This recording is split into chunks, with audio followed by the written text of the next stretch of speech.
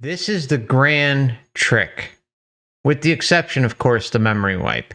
But it's that feeling that we are at home when we leave this body.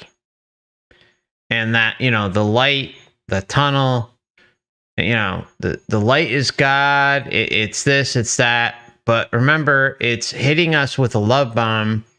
And all of the stories that we hear through NDEs, and I'm not going to go down the whole list, but past life regressions, deathbed visions, visitations, life between lives, pre-birth memories, on and on and on, DMT, ayahuasca trip report, just breakthrough trip reports in general, all this stuff, on and on and on and on. People feel like they are at, quote unquote, home. Okay? Home. That's an assumption. But that's a matrix narrative. I'm sorry.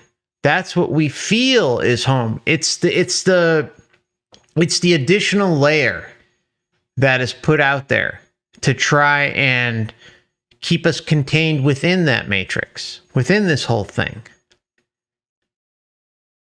We give it credence and call it and label it things like home. It feels like home because the meat suit that we're in is the furthest thing from organic than we can get. Okay, we're thrown into this and kind of like fighting ourselves to just try and find us,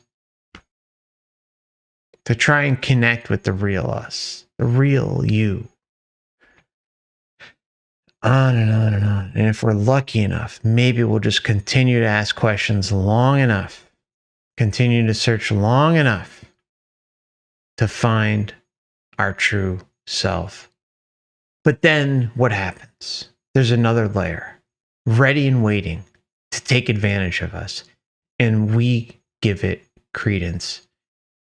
Think about how limited our perception is, or our thinking is, just in general, about how we relate to the whole let's just call it the multiverse, okay? Whatever you want to call it.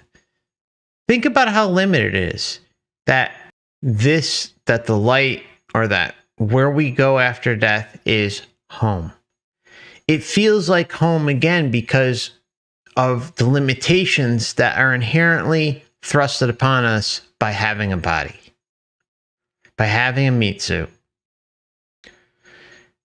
Isn't it kind of just common sense wise?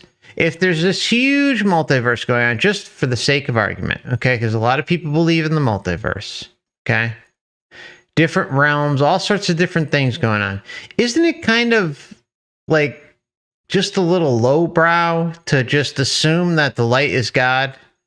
To assume that the light has our best interest and that we're at home, but it has to use manipulative tactics like a love bomb, a love that we have never experienced on Earth. Nothing can compare to it. Remember, we've talked about this hundreds of times probably, saying how mothers compare that the love that they experienced with the birth of their child does not compare to the love that was experienced when they went to the light and had an NDE outside the body.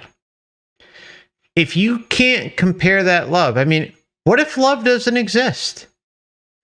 I'm personally thinking, actually, I know it inside me, okay? And this is where I'm going to lose people. So let's just, it's all right. My opinion is what if love is just like a frequency? It's just a frequency that is in relation to the whole matrix, the whole small universe. Not small, but we're going to label it small because we don't know how big we're dealing with out there. So if we're just dealing with the love contained within this realm, what's outside of that? Who's to say love is even there? Who's to say hate is even there? Anger, happiness. What if it's just us kind of being centered?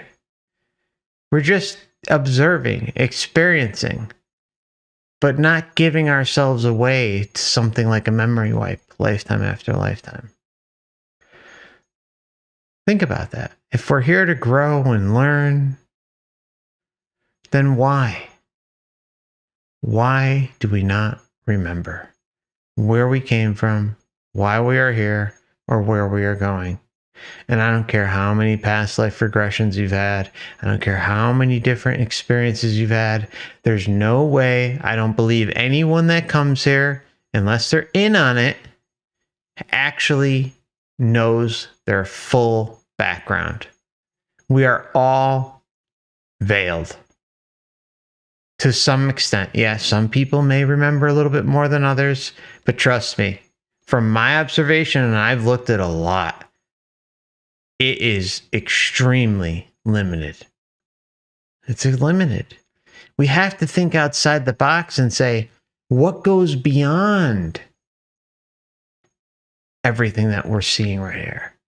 What is beyond that? And can we wrap our heads around this whole thing and say, maybe we deserve better? Right? I think we all deserve better.